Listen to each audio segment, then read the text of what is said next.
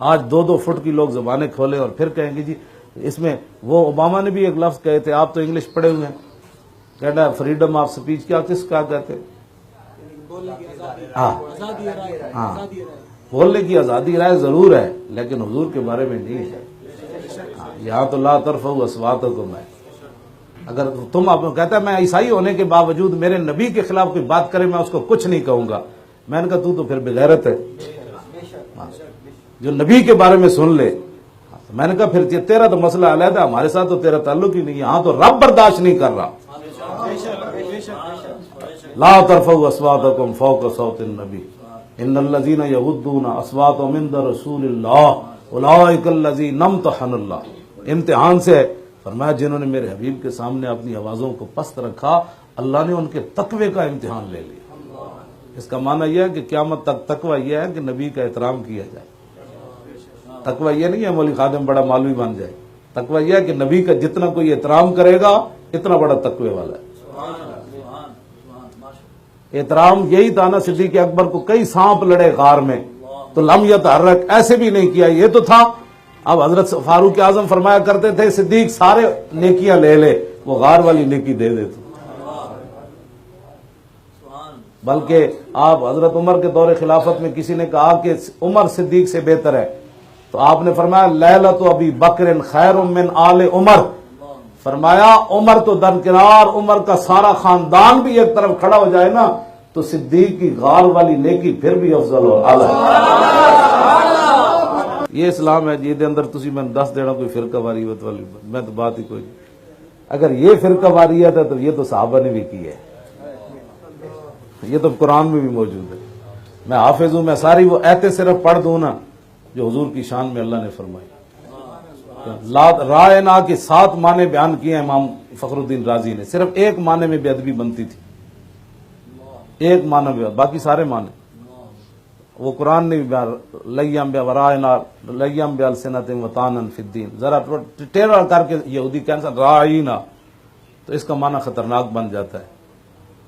तो मुआज हजरत साद बिन मुआज सुना यहूदियों के वो रायना एक दूसरे को कह रहे हैं, आपने फरमाया याद अल्लाह व लानतुल्लाह अलैकुम, बगैर सोचे इन यहूदियों को देखा वो एक दूसरे को हंस करके ना रायना कह रहे थे, तो आपने बगैर सोचे समझे फरमाया याद अल्लाह व लानतुल्लाह अलैकुम, फरमाया अल्लाह दे दुश्मनों तुम्हारे ते लानत होवे। लाइन समय तो आप मेरे रजुलन यकूल वाले रसूलिल्लाह लादरे बनना उन्हों का हूं, आज के बाद अगर किसी ने हुजूर को राय ना कहा तो मैं उसकी गर्दन उतार कर। ये सहाबी का फैसला हुजूर से पूछे बगैर था। पूछ के जदों दी उम्मत ने मोहब्बत की थी ना वो फिर घरों भी ना निकली। जब पूछ के पूछे बगैर है तो फिर बगैर सोचे समझे समुद्रों में भी घोड़े डाल दी। फिर दरियाए दजला को भी कहा कि हमने पार जाना है। फिर शेर को हजरत सफीना ने फरमाया या बल हारिस अना मौला रसूलुल्लाह, फरमाया ख्याल करना मैं हुजूर का गुलाम हूं। मुआज बिन जबल को रास्ते में शेर मिल गया, आप यमन में बन के हाकिम जा रहे थे, तो शेर पर जब आने लगा तो आपने फरमाया जानते हो मैं हुजूर का खादिम बनकर जा रहा हूं यमन में, तो फबस बसा वो आपके पांव चाटने लगे।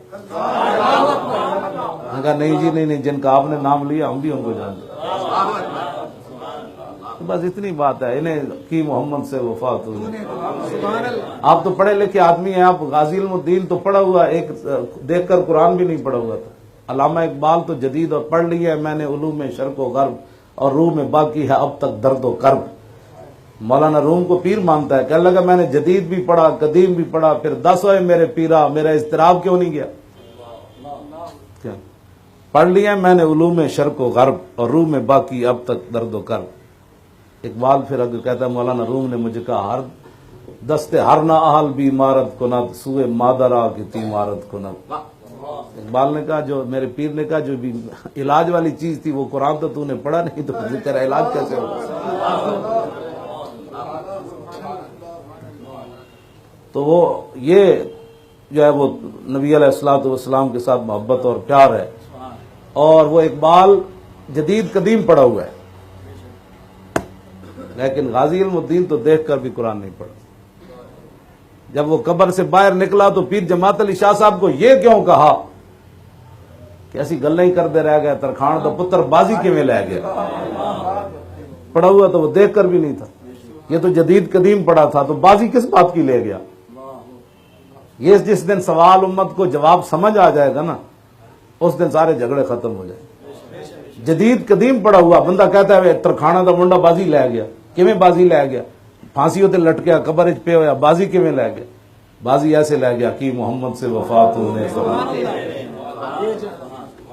और पीर जमात अली शाह साहब 6 लाख बंदों की मौजूदगी में इल्मुद्दीन के पांव चूम दिए, बूढ़े सैयद होकर 6 लाख बंदों की मौजूदगी में आपने पांव चूमे। लोगों ने कहा शाह जी ये क्या किया?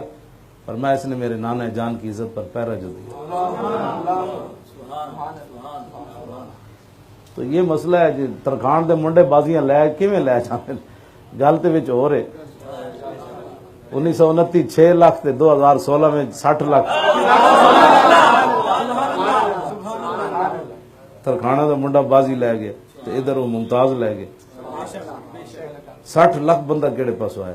और मुझे एक आप जैसे नौजवान जो दीन से मुतल्लिक नहीं थे, उन्होंने मुझे कसम उठाकर कहा कि जोर के बाद जितनी दुनिया आई गाजी मुमताज के जनाजे में वो फरिश्ते थे। उसने कहा मैं कसम उठाकर आपको कहता हूं, मैंने इंसानों जब वो नहीं देखे, कहते समझ नहीं आ रही थी ये कहां से आ रहे हैं, ऐसी जनाब तूफान आ रहा था। मैंने कहा मोटरवे भी बंद है, सब कुछ बंद है, ये दुनिया कहां से आ रही है? इस्लाम जो है फिर किसी की कमर जो है उसको नीचे जमीन पर नहीं लगने देगा। इस्लाम के साथ कोई वफा करके देखे, हुजूर के साथ कोई वफा करके देखे।